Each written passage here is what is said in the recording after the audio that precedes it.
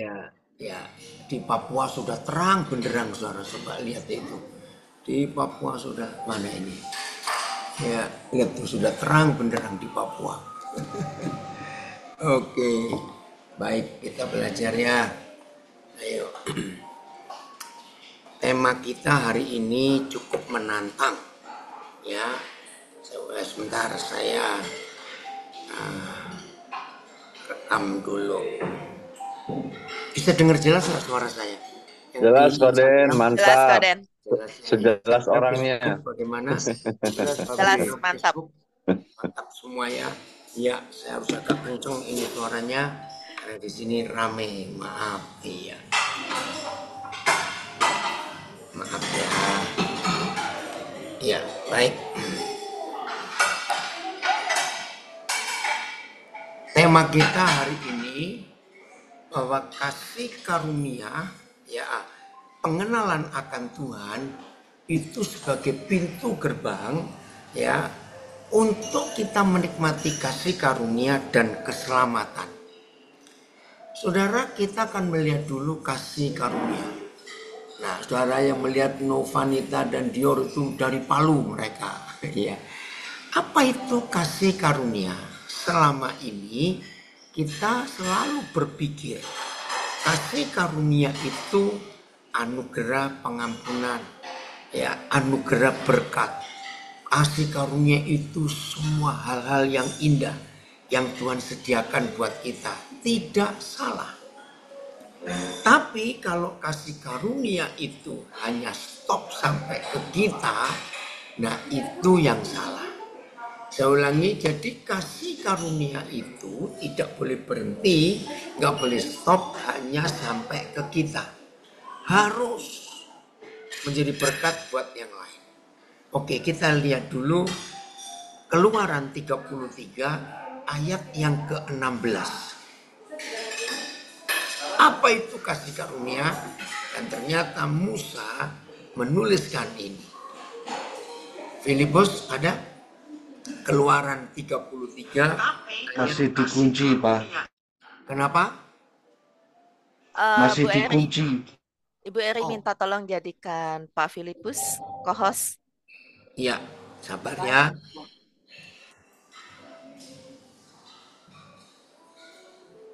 Ada ini beberapa saudara kita dari Aceh ikut gabung juga. Dari Sydney gabung. Iya, puji Ya, Tuhan. sudah. Filipus sudah. Ya, oke ya. Nah, inilah salah satu ayat yang begitu jelas memberikan kita pengertian definisi kasih karunia. Ayat 16, Fit. Ayat 16. Keluaran 33 ayat yang ke-16.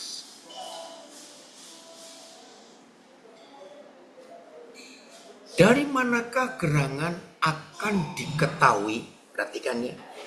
Dari mana gerangan akan diketahui bahwa aku telah mendapat kasih karunia di hadapanmu? Nah, ini jelas sekali. Apa itu kasih karunia? Jadi suatu hari Musa berkata kepada Bapa di surga tentang hidup yang Tuhan anugerahkan kepada dia. Dari mana mendapatkan kasih karunia itu? Saudara perhatikan, yakni aku dengan umatmu ini. Nanti kita akan kembali kepada kalimat ini. Tapi ini penjelasannya, definisi. Apa itu kasih karunia? Bukankah karena engkau berjalan bersama-sama dengan kami? Inilah definisi apa itu kasih karunia. Satu, karena Tuhan berjalan bersama-sama dengan kita. Pernah nggak saudara kepikir apa bedanya kita berjalan bersama Tuhan, ya, dengan Tuhan berjalan bersama kita? Ayo kita mikir sejenak.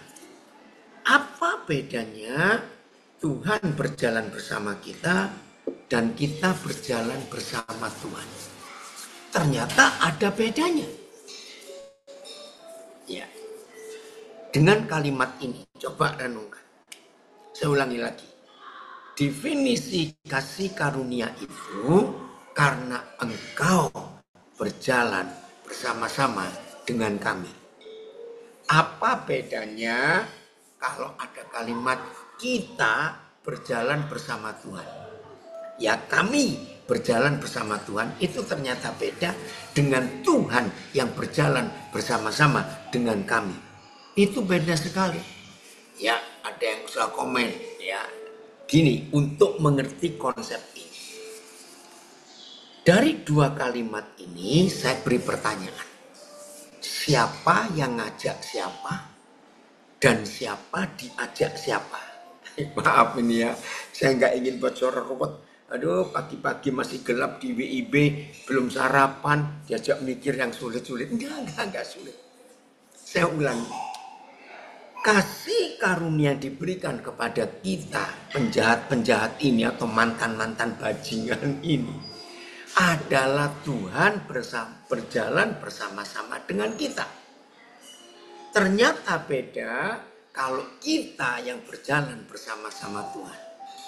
Nah, bedanya terletak pada kalimat pertanyaan ini. Siapa yang ngajak siapa? Dan siapa yang diajak siapa?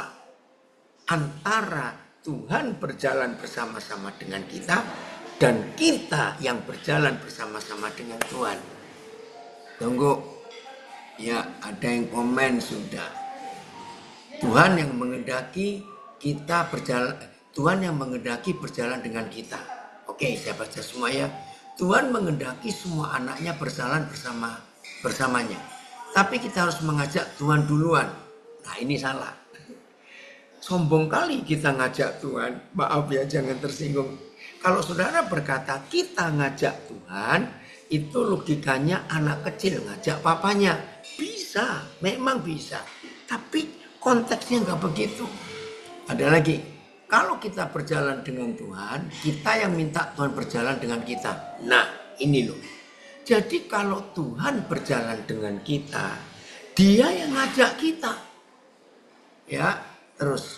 Tapi kalau Tuhan berjalan dengan kita, Tuhan mengajak kita jalan bersamanya. Ya, terima kasih ya Bu Anai. Saudara, jadi penting sekali bahwa harus Tuhan yang mengajak kita berjalan bersama Dia. Ini kasih karunia. Kalau kita yang ngajak Tuhan berjalan bersama kita, maaf ini, ada bahasa Jawa, nyangking. Maaf ini, saya gini, nyangking itu begini.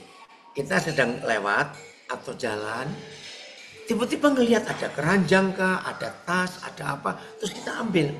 Nah, itu nyangking. Arti nyangking bahasa Jawa itu tidak sengaja, tidak serius, tidak punya rencana. Karena ngelihat sesuatu langsung dibawa. Nah, yang Tuhan ingin, Dia yang ngajak kita berjalan ke Dia. Saudara, maaf kalau masih ada yang bingung, nggak apa-apa, dengarkan dulu. Berapa banyak yang mengaku anak Tuhan, yang mengaku murid Yesus itu kecewa dengan Tuhan.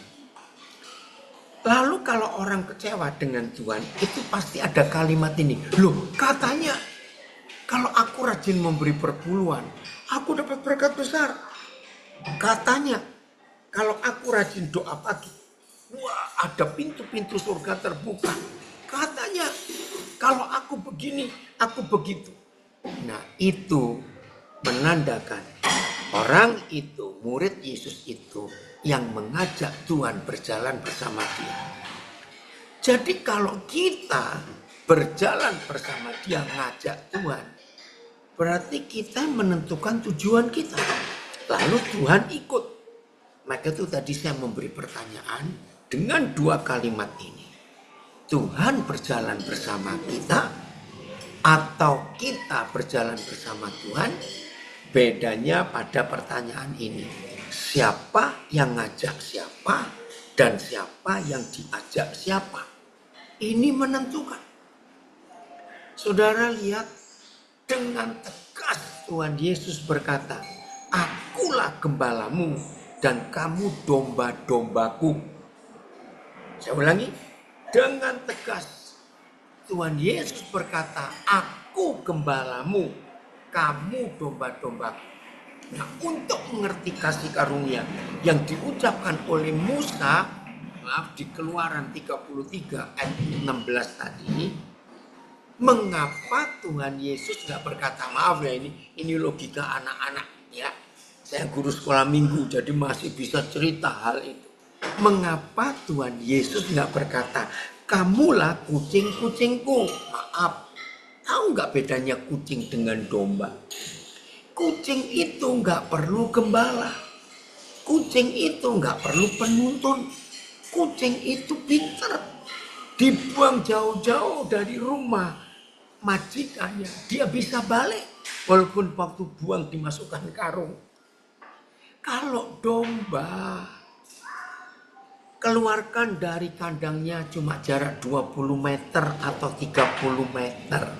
Yakin si domba sudah embe, noleh kiri, noleh kanan, gak bisa pulang. Nah, kalau Tuhan Yesus berkata kita domba-dombanya, berarti kita gak bisa ngajak Tuhan berjalan bersama kita. Karena kita membutuhkan Dia untuk menuntun. Kita gak tahu jalan. Saudara, mengapa Musa bisa berkata begitu tegas? Bahkan lihat ayat 15-nya. Keluaran 33. Ya, mudah-mudahan saya nggak terlalu lama di kalimat kasih karunia. Karena kalau membicarakan kasih karunia Papa kita, aduh saudara, nggak habis-habis. Nah, lihat ini.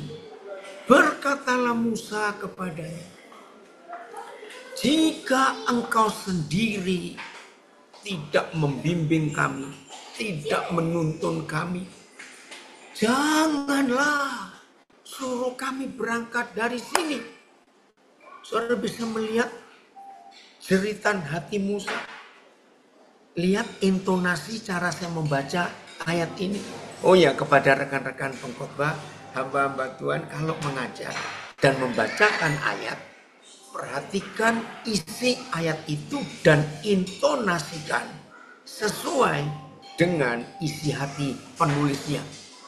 Musa ini berseru, "Jika engkau sendiri tidak membimbing kami, janganlah suruh kami berangkat dari sini." Ini menunjukkan Musa menunggu Tuhan untuk ngajak dia dan bangsa itu. Musa menunggu diajak Tuhan. Karena dia nggak bisa jalan sendiri. Saudara masih ingat dalam Bilangan pasal 15, ketika hari itu, nggak usah dibuka ya. Ketika hari itu Musa menjelaskan, yang memimpin mereka itu bukan Musa, tapi Musa mengikuti GPS surgawi, tiang awan dan tiang api.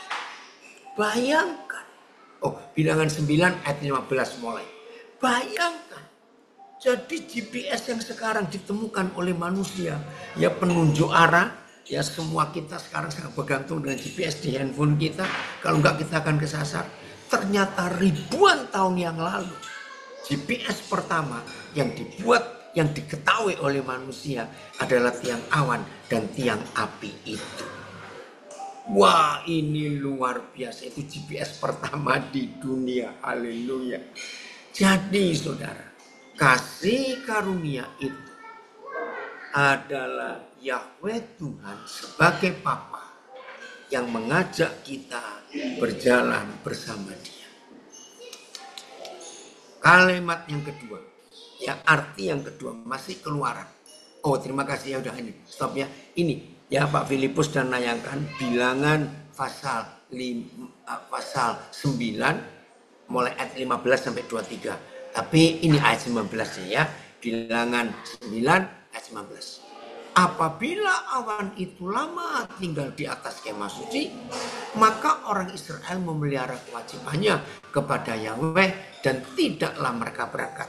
Ayat 20, ada kalanya awan itu hanya tinggal beberapa hari di atas kemah suci. Maka atas titah Yahweh mereka berkemah dan atas titah Yahweh juga mereka berangkat. Ayat 21, nah ini Tuhan ngajak gurau. Ya, Tuhan itu suka gurau loh saudara. Ya, ada kalanya awan itu tinggal dari petang sampai pagi. Ketika awan itu naik pada waktu pagi, mereka pun berangkatlah. Baik pada waktu siang, baik pada waktu malam. Apabila GPS, ya, Global Positioning System itu bergerak, itu bergoyang berangkat, maka mereka pun berangkat. Nah, saya mau uraikan di ayat 21. Ingat ya, yang dipimpin Musa 4 juta lebih. Dan per keluarga punya kemah atau tenda. Bahkan satu keluarga kalau anaknya banyak bisa punya 2-3 tenda sekaligus. Saya tanya kepada saudara, sesederhana-sederhananya kemah atau tenda yang dipakai mereka pada masa itu.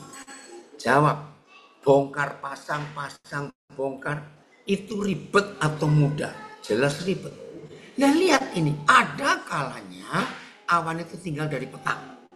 Jadi setelah seharian mereka jalan, ya dorong gerobak, pakai keledai, orang-orang tua harus dinaikkan gerobak, anak-anak muda pikul tenda dan semuanya. Tiba-tiba sore hari awan itu stop. Aduh, senangnya luar biasa karena mereka tahu harus istirahat. Bongkar yang diikat-ikat itu dipasang lagi. Pagi-pagi awan itu gerak lagi. Ayo berangkat. Maaf ya, saya pakai istilah sehari-hari. Masih pegel-pegel nggak badan ini? Yang seharian jalan. Tapi maksudnya pasti masih pegel-pegel. Pagi-pagi masih ingin tidur. Tiba-tiba GPS-nya goyang. Berangkat. Mereka berangkat. Maka itu kata kunci di Bilangan 9 ayat 15 sampai 23 adalah kata passwordnya atas titah Yahweh. Atas titah Yahweh. Atas perintahnya. Pernah nggak saudara kebayang? Apa yang terjadi kalau ada satu keluarga yang bilang gini, Tuhan capeknya belum hilang, bisa nggak besok aja aku berangkat? Nah ini, siapa yang diajak siapa dan siapa yang ngajak siapa? Misalnya ada, memang nggak tercatat di Alkitab, pasti nggak ada. Misalnya ada keluarga yang malas ikuti kasih karunia Tuhan ini.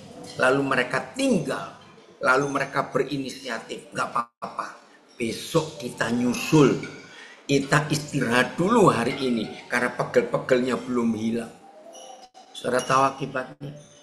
Kalau ada keluarga yang tidak mau nurut, diajak Tuhan berjalan, ini kasih karunia. Satu, tidak ada tiang awan.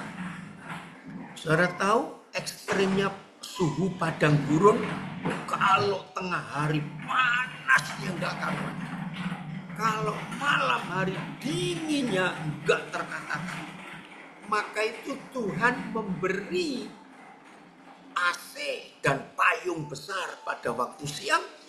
Dan Tuhan memberikan genset dan heater pada waktu malam. Saudara bayangkan zaman itu belum ada listrik. Mereka kalau jalan malam dan malam gelap bagaimana? Itulah hebatnya Papa kita dalam melindungi, menjaga anak-anaknya. Ini kasih karunia. Jadi kalau ada keluarga yang malas pergi, nggak ngikuti GPS surgawi, mereka akan mati kering. Dan ingat, ketika tidak ada tiang awan dan tiang api, berarti tidak ada air, nggak ada payung, nggak ada heater, nggak ada AC, tidak ada mana. Catat. Bayangkan. Sebab semua yang dari Tuhan, air untuk minum, mana untuk mereka makan, itu selalu ada di mana tiang awan dan tiang api itu berada. Catat, ini kasih karunia. Luar biasa bukan Bapak kita? Jadi jangan membalik. Tuh, kita ya yang ngajak Tuhan jalan, gak bisa. Biar Tuhan yang ngajak kita jalan. Terima kasih Bapak untuk kasih karunia yang luar biasa ini, yang Tuhan sediakan buat kita anak-anaknya.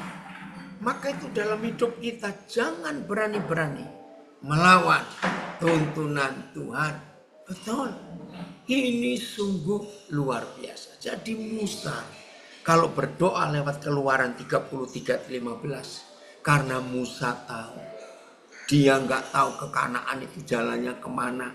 Zaman itu belum ada peta.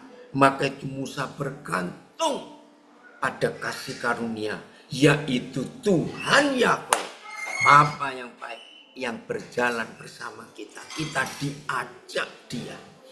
Ikuti dan taati. Ingat, kita bukan kucing, tapi domba. Ingat ini. Kembali ke ayat 16 Keluaran 33. Hal kedua, apa dampaknya kasih karunia? Saya ulangi lagi ya dari depan. Keluaran 33:16. Dari manakah gerangan akan diketahui bahwa aku telah mendapat kasih karunia di hadapanmu, yakni aku dengan umatmu ini? Bukankah karena engkau berjalan bersama-sama dengan kami? Ini definisi kasih karunia yang pertama. Yang kedua, sehingga kami, aku dan dengan umatmu ini, wow, dibedakan dari segala bangsa yang ada di muka bumi. Jadi, kalau saudara dan saya yakin, tahu, sadar bahwa kita mendapat kasih karunia, haleluya, haleluya.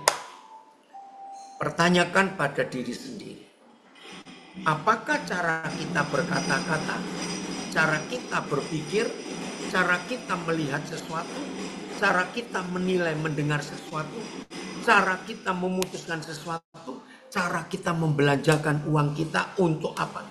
Apakah hidup kita sudah beda dengan yang lain atau belum? Sebab definisi mendapat kasih karunia itu yang kedua, sehingga kami, aku dengan umatmu ini dibedakan dari segala bangsa yang ada di muka bumi ini. Berapa hari yang lalu ada satu komunitas mengajak saya untuk Zoom. Dan temanya menakutkan. Waktu sekarang ini adalah waktu pergeseran dari kebenaran. Saya tanya kepada pemimpinnya, kenapa milih tema ini? Dan hati mereka berkata, Koden lihat hari akhir-akhir ini tidak sedikit pendeta-pendeta, pengkhotbah-pengkhotbah supaya kelihatan bagus, kelihatan hebat. Mereka menggunakan sistem motivator speaker. Tahu ya, pembicara motivasi. Bagus khotbahnya. Wah, kalau itu yang kalian minta, saya berkata, itu makanan Koden. Karena pergeseran nilai kebenaran di dalam gereja sudah mulai melenceng. Tapi sedihnya belum banyak hamba Tuhan dan gereja umat Tuhan yang mengerti pergeseran ini. Ya ini tadi. Kelihatannya sederhana, masih khotbah pakai Alkitab. Tapi yang disampaikan bukan kekudusan, bukan salib. Tapi hal-hal yang enak untuk didengar oleh telinga. Ngeri sekali. Maka itu saudara, ayo kita mulai menyadari. Apakah hidup kita sudah beda dengan yang lain? Atau Atau jangan-jangan kita masih sama dengan mereka. Karena definisi mendapat kasih karunia itu saya temukan di Keluaran 33 ayat yang ke-16 ini. Dan itu sungguh-sungguh luar biasa. Jadi ada dua kalimat. Satu, kita mendapat kasih karunia karena Tuhan yang mengajak kita berjalan bersama Dia. Yang kedua, karena kita dibedakan. Hidup kita ini beda dengan yang kebanyakan itu. Puji Tuhan. Kalau sudah menemukan hal ini, maka hidup ini sungguh luar biasa. Terima kasih Bapak. Nah, setelah kita mendapat kasih karunia ini, ya temanya pengenalan akan Tuhan. Itu pintu gerbang kasih karunia dan keselamatan. Pengenalan. Maaf, kalau ada di antara saudara berkata maaf ini untuk kemuliaan Tuhan. Duh, selama ini kok saya nggak pernah dengar ya pengajaran tentang kasih karunia seperti yang ditulis di Keluaran 33 ayat 16. Maaf, ya karena belum kenal. Kalau kita kenal Papa kita, hidup ini pasti beda dengan yang lain-lain. Ingat ini. Nah, ada satu lagi. Setelah kita mendapat kasih karunia, Phil kembali ke Keluaran 33 ayat 16. Tiga kali kalau nggak salah. Musa berkata, ya, dari manakah gerangan akan diketahui bahwa aku telah mendapat kasih karunia di hadapanmu? Yakni aku dengan umatmu ini. Satu. Bukankah karena engkau berjalan bersama-sama dengan kami? Ini definisi pertama tentang kasih karunia. Tuhan yang ngajak kita jalan. Kita yang diajak Tuhan. Bukan Tuhan, bukan kita ngajak Tuhan. Tidak. Dua.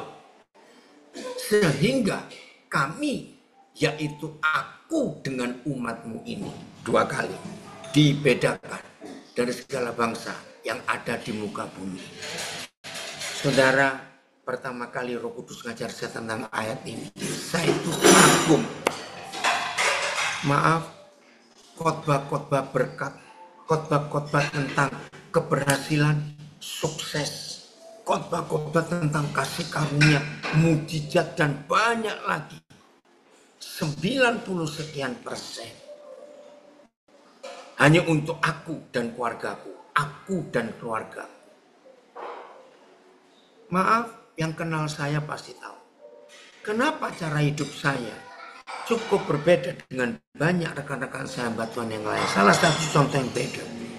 Saya tuh gak pernah pelit dengan uang. Kalau toh ada orang perlu dan saya lagi punya. Dan yang punya uang memberitahu bagi, saya akan bagi. Saya nabung. Ketika saya dapat uang dan belum kepakai, saya tabung. Kalau saya belum perlu, tiba-tiba ada orang perlu, ya saya bagi. Saya pikir nanti saya bisa dapat lagi, saya simpan lagi. Gara-gara ayat ini, aku dengan umatmu ini. Ayo kita jujur. Setelah kita mendapat kasih karunia yang begitu hebat, find favor in his sight. Menemukan favor, menemukan kepercayaan, menemukan sesuatu yang luar biasa di hadapannya. Saudara dan saya harus wajib selalu menanyakan. Setelah aku dapat ini semua, aku dan umatmu ini, maka kita harus mencari siapa yang harus kita bawa bersama-sama di hadapan Tuhan untuk bisa menikmati kasih karunia ini juga.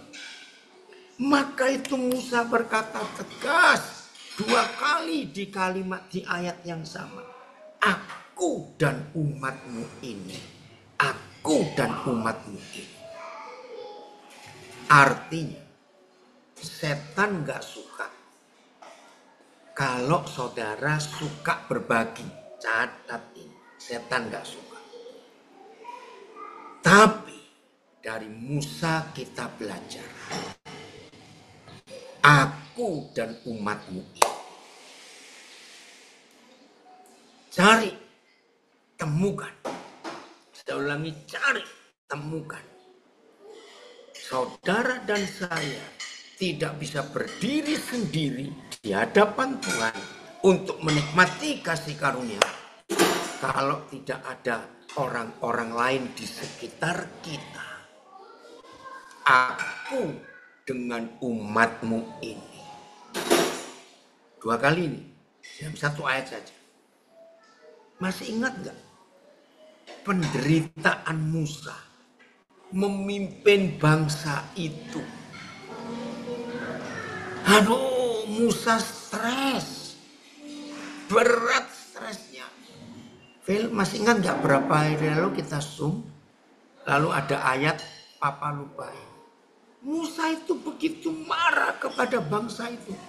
Terus berkata, Yahweh Tuhan, apakah aku yang melahirkan mereka? Apakah aku yang memangku mereka seperti anak? Itu Musa stres. Bisa bayangkan Musa. Ada yang tahu nggak ayat itu? Saya lupa.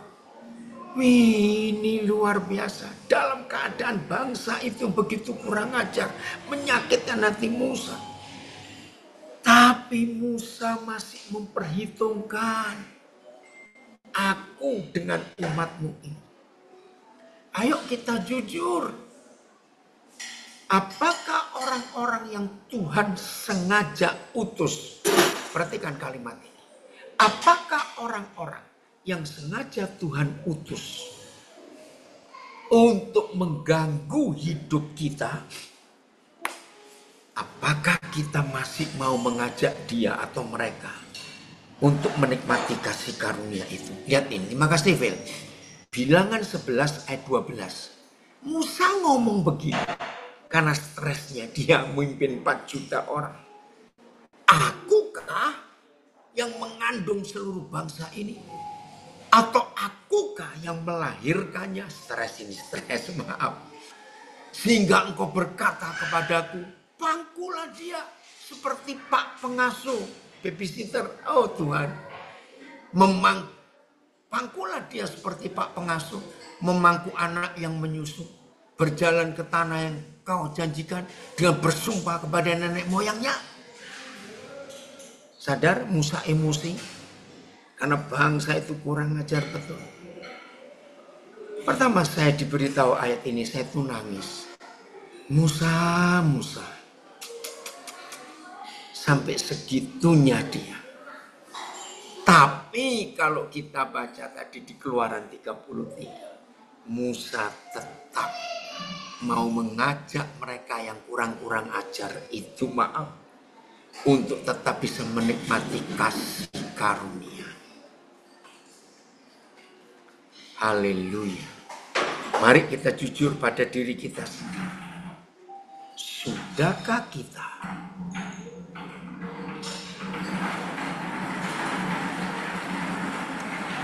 oh Tuhan, tolong kami semua. Terima kasih kalau Tuhan memberi kami kasih karunia. Terima kasih. Sebab kami sadar kami ini gak layak menerima kasih karunia itu. Tapi karena pengampunan anugerah-Mu kami menerima kasih karunia itu. Dan sekarang kami ngambil keputusan akan ingat yang lain untuk kami ajak bersama-sama. Terima kasih Bapak. Saudara, ini semua terjadi karena pengenalan kita kepada satu pribadi itu. Yahweh Tuhan. Betul, ada komen. Artinya, jika kita hanya hidup untuk diri sendiri, tidak bisa menerima kasih karunia otomatis. Karena kasih karunia yang Tuhan beri kepada kita. Coba tanya, jawab pertanyaan saya. Mampu nggak kita menghabiskan untuk diri sendiri dan keluarga kita saja? Pasti tidak. Nah, salah seorang teman saya, hamba Tuhan hebat di Nabiri, Pendeta Eliezer Edo Odo, berapa tahun yang lalu, saya nggak akan lupa, dia mengajar tentang doa Bapa kami. Saudara, saya kaget. Dan saya percaya sampai hari ini firman itu adalah kebenaran. Jelas Tuhan Yesus mengajar kita, berikanlah kepada kami makanan kami yang secukupnya untuk hari ini. Catat, secukupnya. Saya baru sadar ketika rekan saya Mbak Tony berkata, ternyata yang Papa beri itu lebih, bukan cuma cukup. Wah, saya pikir mana lebihnya? Nah, saudara perhatikan, ini intermezzo, jangan tersinggung. Mau bukti bahwa kita minta secukupnya? Bentar ya, biar keretanya lewat. Mau tahu buktinya? Ketika kita minta secukupnya, Papa memberi kita lebih. Jangan tersinggung, saya cuma ngomong.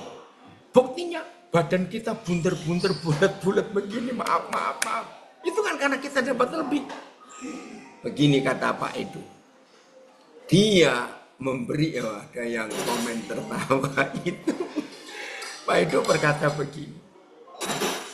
Mengapa kita minta secukupnya, Papa beri lebih? Wih, kalimat berikutnya membuat saya sadar.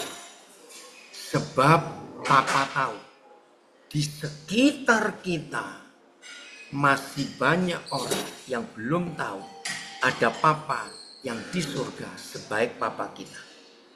Ketika Papa tahu, orang-orang yang ada di sekitar kita itu lapar, maka Papa titip kepada kita yang minta secukupnya, diberi lebih. Tujuannya bagikan ke mereka yang ada di sekitar kita. Ini luar biasa. Inilah kasih karunia, termasuk keselamatan. Gratis kita terima. Ayo bagikan. Wih, ini dahsyat sekali. Hebatnya Papa kita itu, terima kasih. Nah, maaf. Kalau saudara nggak terima, nggak apa-apa. Dari pernyataan Pak Pendeta Edo ini, tiba-tiba saya kepikir. Kecuali yang punya warung dan restoran. Maka saudara dan saya yang tidak punya warung, nggak punya restoran, tidak boleh menyimpan makanan hari ini untuk besok. Awas. Loh, kenapa tidak? Roh Kudus itu luar biasa. Masih ingat mana yang turun dari surga? Pasti ingat. Ada orang Israel yang malas bangun pagi. Maaf ya. Ada orang Israel yang malas bangun pagi. Masih ingat ya? Lalu mereka buat rencana. Ayo kita kumpulkan yang untuk besok. Supaya kita besok nggak bangun pagi. Masih ingat ya? Terjadi apa besoknya? Mana itu berulat sudah busuk. Wah, itu keren sekali. Jadi berkat hari ini, ayo kita bagi ke hari ini. Jangan tunggu besok. Nah, kalau kita masih sisa, jangan disimpan di kulkas. Maaf, jangan marah.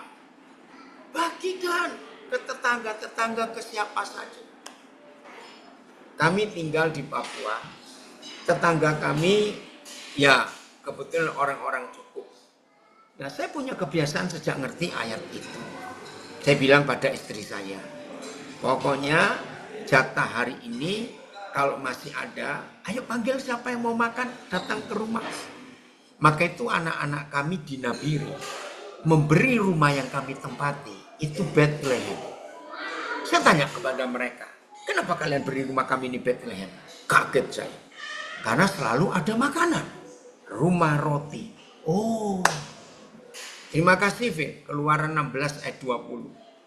Tetapi ada yang tidak mendengarkan Musa dan meninggalkan daripadanya sampai pagi, lalu berulat dan berbau busuk. Maka Musa menjadi marah kepada mereka. Ini loh. Nah, saudara, jangan simpan makanan hari ini buat besok. Bagikan. Lalu Roh Kudus beri saya pengertian. Maka itu saya katakan kalau nggak cocok, nggak terima, nggak apa-apa. Cuma saya menyampaikan. Ternyata kalau ada anak Tuhan, murid Yesus, menyimpan makanan secukupnya hari ini buat besok, maka dosanya 4 kali lipat. Nggak ada ayatnya, jangan cari. Ya, oke.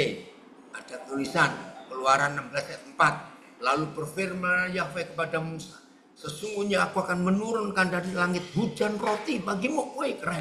Maka bangsa itu akan keluar dan memungut tiap-tiap hari sebanyak yang perlu untuk diri sendiri, supaya mengumpulkan yang perlu seperlunya cukup untuk mana tadi? Untuk sendiri. Supaya mereka aku coba, apakah mereka hidup menurut hukumku atau tidak. Nah, jadi kalau ada di antara kita lagi sini nggak ada ayatnya ya, nggak ada. Ini cuma sebagai pengertian dan saya lakukan. Kalau saudara punya makanan hari ini dan nggak dibagikan karena masih sisa, lalu disimpan untuk besok, dosa kita 4 kali lipat.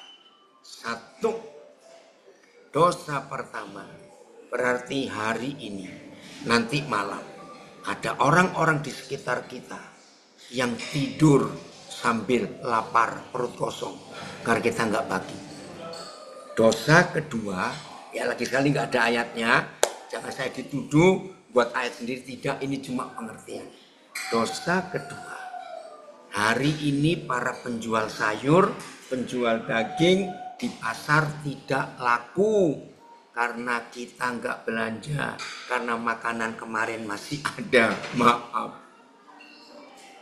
Dosa ketiga, semua makanan yang dipanasi ulang itu tidak sehat. Ya, yang pelit pasti nggak bisa berkata amin. Maaf, saya cuma ngomong. Loh, ada yang tertawa. Yang keempat, kita melanggar hukum Tuhan.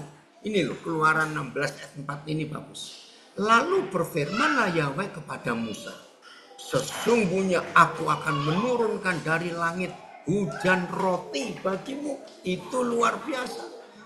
Maka bangsa itu akan keluar dan memungut tiap-tiap hari sebanyak yang perlu untuk sehari. Keren. Supaya mereka Tuhan tes, supaya aku ngetes bangsa itu. Apakah mereka hidup menurut hukumku atau tidak? Bayangkan seperti itu Papa ngetes dengan makanan hari. Terima kasih Papa. Engkau sungguh luar biasa. Untuk pengertian aku dengan umatmu ini, untuk mendapatkan kasih karunia. Ya, ada yang komen dari Blitar. Kalau kita berjalan dengan Tuhan, kita yang ngajak Tuhan. Demikian sebaliknya. Ketika Tuhan berjalan bersama kita di hidup ini sangat indah, karena hidup ini akan damai. Amin. Ya, saudara, jadi ayo kita berubah mulai hari ini. Bagaimana konsep hidup kita?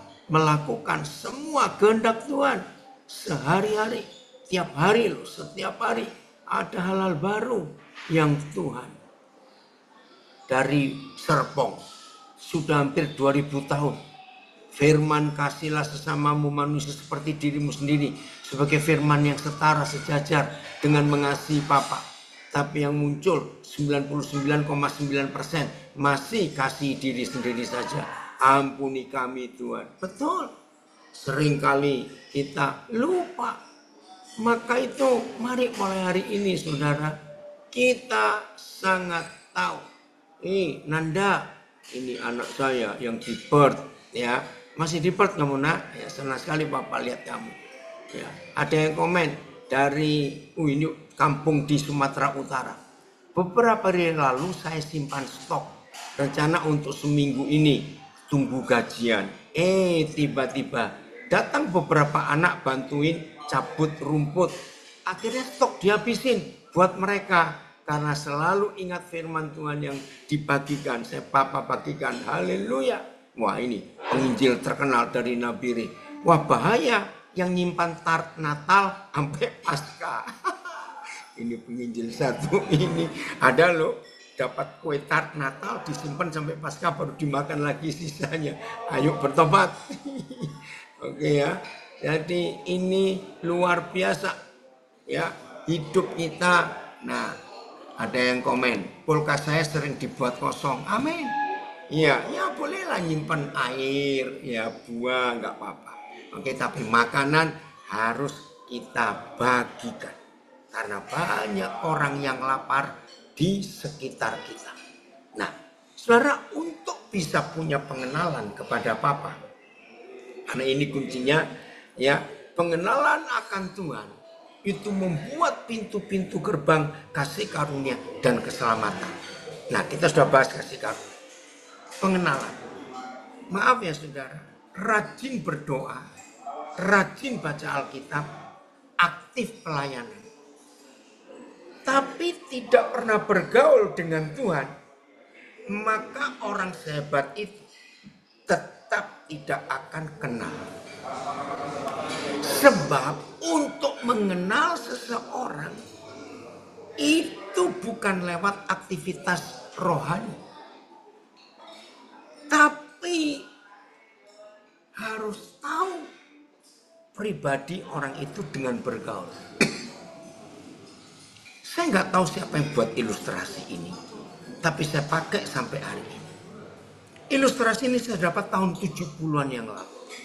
Ya, ada seorang nyonya, bos majikan, tapi dia tidak menikah. Ibu, ya perempuan. Dia punya pembantu kepercayaan yang sangat dipercaya untuk urusan rumah, urusan apa saja. Masaknya pun pembantu ini enak sekali. Suatu hari, nyonya ini, bos ini, mendapat resep dari temannya. Daging dimasak ini. Oke. Nah, kali ini pertama kali, si nyonya ini bilang kepada pembantunya, Bi, aku sudah beli daging, tolong potongin segini-segini, masukkan kulkas. Nanti aku pulang dari kerja, aku akan masak. Aku dapat resep baru dari temanku, aku mau coba. Bos berangkat, si pembantu menuruti potong segini-segini. Ketika dia mau simpan di lemari es, masuk sebuah ide yang bagus sekali. Saya percaya semua kita kalau punya pembantu model begini, aduh senengnya luar biasa. Ini pikirannya, aduh nyonyaku ini sudah capek kerja, masak pulang harus masak lagi. Lalu dia putar otaknya. Saudara, selama dia kerja dengan bos ini, tidak, ya ada yang komen, Yudi, teringat lagu mereka perlukan, betul, people needs the Lord. Saudara, pembantu ini tidak pernah masak yang gak dapat pujian. Memang hebat. Nah, hari itu dia putar otak. Kira-kira masakan apa ya yang belum pernah aku masak untuk bosku yang baik ini? Putar. Aku ketemu ide. Dia masak daging itu sesuai seleranya. Dengan maksud nanti pulang aku dapat, nanti bosku pulang aku dapat pujian. Oh, si bos di kantor sudah membayangkan. Nanti aku pulang masak ini, masak itu, begini, begitu. Wah, sudah mungkin mulutnya sudah berair nyem karena begitu. Sampai rumah dia kaget. Ternyata daging itu sudah dimasak oleh pembantunya. Dengar ilustrasi. Dia coba. Wih, dia bilang, kenapa baru sekarang? Kamu punya resep yang terenak, yang kamu gak pernah cerita, gak pernah buat untuk aku. Ayo, kalau saudara dan saya simbok, si bibi, si pembantu, waduh, berbunga-bunga ini. Ini istilah anak muda. Kalau untung simbok ini gak pingsan, dapat pujian bahwa belum pernah kamu masakkan seenak ini. Belum selesai.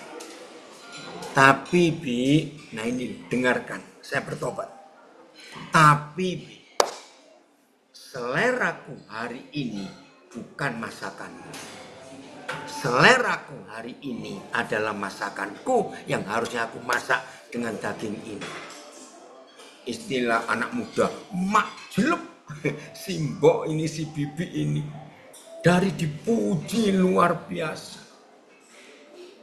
Saudara, saya selalu minta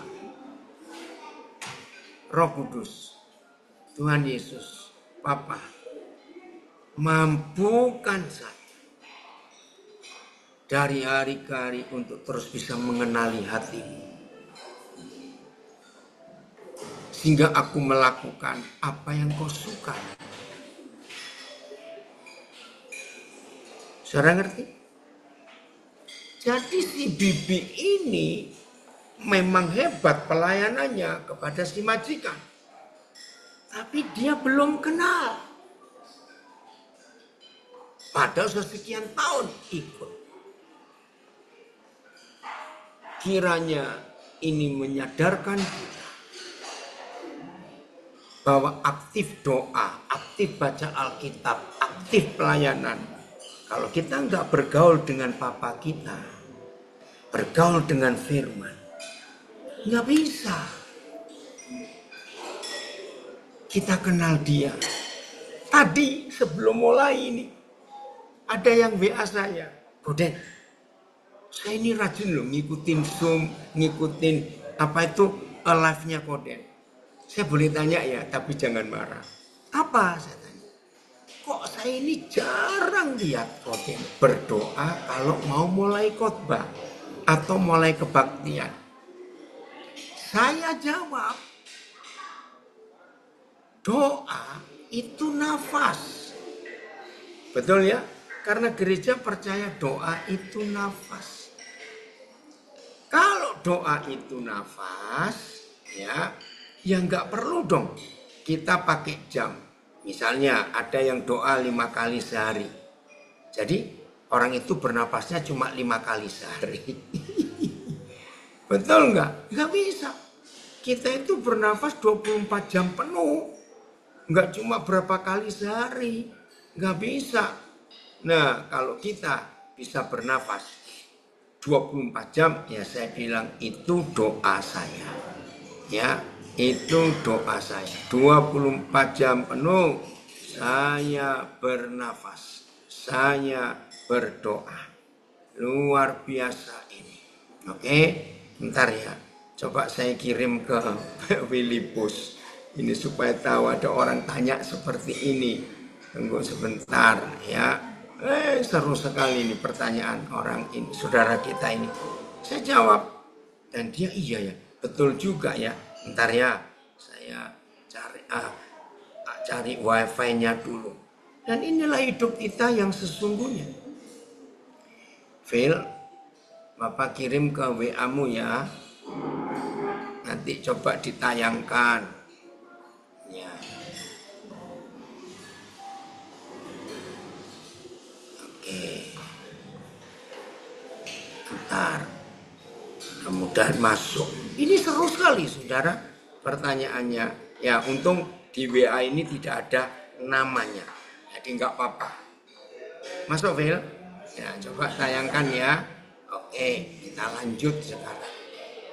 Jadi rajin doa, rajin baca Alkitab belum tentu kenal. Karena kalau cuma aktivitas, cuma rutinitas, belum kenal. Maka itu bergaul dengan Tuhan, itu yang membuat kita kenal siapa Papa. Ya, saudara, saya berapa kali berkata, teologi itu ilmu untuk tahu tentang Tuhan.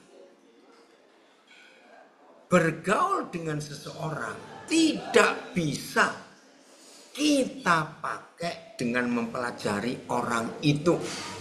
Oke, coba ini ya, saya mau tunjukkan ini. Ini pertanyaannya baru tadi pagi, saudara. Berapa saat sebelum Zoom ini? Ya, coba baca itu. Lucu sekali ini pertanyaan. Udah ya. Saya ada pertanyaan nih, oke enggak? Saya perhatiin ya, di gereja atau Zoom, Koden enggak mulai dengan doa ya. Kenapa? Ada penjelasan yang rohani enggak? Nah, saya jelaskan. Karena doa Koden itu 24 jam. Baca 1 Tesalonika 5 ayat 17. Gereja percaya bahwa doa itu nafas orang Kristen. Jadi selama kita sedang bernafas, berarti kita sedang berdoa. Setuju ya? Ya harus begitu. Maka itu saudara, penting sekali kita itu mengenal Bapa. Ya, dalam hidup kita mengenal Dia. Baik, kita kembali lagi. David, kan itu. Nah, jadi doa kita itu 24 jam sehari. 7 hari seminggu. Tidak putus-putus. Terima kasih Bapak. Ingat perumpamaan pokok anggur yang benar. Jadi harus nempel. Masa kalau nempel di pokok anggur itu ada jamnya, ada waktunya? Tidak, 24 jam penuh. Bergaul. Apa itu bergaul? Tiap hari ketemu. Tiap hari kontak. Ingat semua kita waktu masih muda, masih remaja, kan punya sahabat dekat yang jadi teman bergaul. Woi, bisa cerita apa saja. Bergaul itu nggak ditentukan jamnya. Kalau jam 3 subuh, kita perlu sahabat kita yang bergaul. Kontak, dia nggak akan marah. Nah, itu yang Tuhan mau, 24 jam. Dan hebatnya bergaul. Ada dampak yang luar biasa dalam pergaulan. Kita ketularan. Kita baca dulu. Kejadian 5, 22 dan 24. Wih, inilah satu-satunya orang di perjanjian lama. Nah, orang pertama di perjanjian lama yang tidak mengalami kematian. Bukan karena dia rajin doa. Bukan dia rajin puasa. Bukan karena dia begini begitu, tidak, karena satu aja. Kejadian 5, 22. Dan Henokh hidup bergaul dengan Tuhan selama 300 tahun lagi. Berarti sebelum itu dia sudah bergaul. Entah berapa ratus tahun tidak dijelaskan. Ayat 24. Apa hasilnya kalau dia bergaul, berjalan bersama Tuhan? Ayat 24. Dan Henokh hidup bergaul dengan Tuhan. Lalu ia tidak ada lagi. Sebab ia telah diangkat oleh Tuhan. Ya, silakan. Amang Sinaga, kerja, cari duit.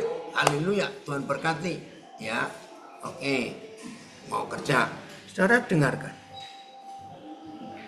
Bergaul dengan seseorang itu selalu dekat dan tidak ada waktu yang tertentu. 24 jam kalau mau kontak silakan.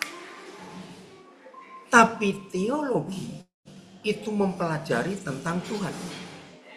Semua kita bisa tahu. Ya, Presiden Soekarno, Presiden Gus Dur, Megawati, tokoh-tokoh pahlawan Diponegoro, ya siapa saja, Habibie. Bisa, karena ada buku tentang mereka. Bacalah. Tapi mempelajari seseorang dengan membaca bukunya, bisa nggak kita kenal dia? Jelas tidak. Karena nggak pernah ketemu, cuma mempelajari. Nah, itu teologi. Mempelajari tentang Tuhan. Hasilnya adalah pengetahuan, bukan pengenalan. Bergaul dengan seseorang itu hasilnya mengenal orang itu. Jadi bergaul dengan Tuhan itu tidak ke gereja, bukan di gereja, bukan rajin ibadah, rajin doa. Ya, berapa kali saya tanya kepada gereja-gereja kok saya layani. Ya, begini, saudara-saudara, menurut saudara doa pagi ikut, doa siang ikut, doa sore ikut, doa malam ikut, bagus enggak? Semua jawabannya bagus. Saya teriak, tidak. Loh, kenapa tidak bagus? Kalau pagi doa, siang doa, sore doa, malam doa, mau diberkati, ngawur. Orang ini nggak pernah kerja, karena hidupnya cuma doa pagi, doa siang, doa sore, doa malam doa. Betul? Bukan begitu. Salah itu. Doa itu bukan sikap khusus, lalu kita nggak kemana-mana. 24 jam karena itu nafas. Nah itu bergaul dengan Tuhan. Oh, tiap kali saya ngajar soal mengenal Tuhan, selalu ada hal yang sama. Maaf ya, maaf. Saya percaya semua mengikuti sekarang ini, baik via Zoom, Instagram, Facebook, maupun rekamannya, YouTube-nya ini semua ada. Pasti pernah mengalami lagi bertakhta sekian menit di kamar kecil. Tahu, lagi BAP. Saya ngomong, berapa kali Tuhan hadir dan kita mendengar dia bicara sesuatu lagi bertakhta itu. Setuju ya? Pasti pernah. Nah saudara, itulah Bapa kita. 24 jam kita bergaul. Terima kasih Bapa. Nggak harus doa tutup mata, lipat tangan, berlutut, tidak. 24 jam penuh. Maaf saya pakai istilah, lagi ngupil pun tetaplah berdoa. Iya, ada yang komen, jadi hati-hati dalam melakukan dosa. Iya, Tuhan ada di situ. Iya. Ayo, rajin berdoa ya, 24 jam penuh pasti kita lupa berdosa. Terima kasih Dorma untuk komenmu yang bagus ini. Jadi hari ini ayo kita merubah konsep kita. Mengenal Bapa, mengenal dan mengenal. Maka pintu gerbang kasih karunia dan keselamatan melimpah untuk kita. Dan jangan lupa apa definisi kasih karunia? Tuhan yang mengajak kita berjalan bersama Dia, dan ada orang lain yang kita ajak untuk menikmati kasih karunia itu juga. Tuhan Yesus memberkati kita semuanya, semua komunitas Morning Prayer for Jesus. Haleluya. Kita bersyukur dapat kesempatan yang indah untuk belajar. Tuhan memberkati kita semuanya. Oke, saya kembalikan ke Bu Lina, host kita. Thank you, Koden. Terima Luar biasa ya.